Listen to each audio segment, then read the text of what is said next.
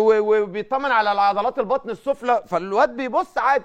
عملناها قصه وعملناها حكايه. احنا هنا ما بناخدش من الزوايا الطيبه. احنا هنا بنلاقي، بص يا كابتن، اي حد ناجح، انا بقول لك على مسؤوليتي، اي حد ناجح او اي حد كويس لازم نكسر فيه. احنا كده هنا في مصر نفطسه، ولازم نفطسه، مش لاقيين حاجه نقولها. امال نطلع نحكي في ايه؟ احنا هنا في مصر كده.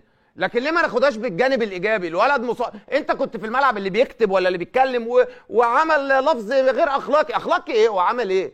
انت كنت معاه في الملعب لما اتخبط؟ انت تعرف انا دلوقتي وانا قاعد بحس بايه؟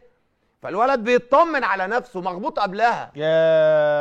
ايوه لو زيزو عملها، لو زيزو عملها مؤثره. انا اتاثرت جامد يا جماعه. ما ده الحقيقه على الكرسي. ما ده الحقيقه. بس يا جماعه انت بتتكلم بنيات.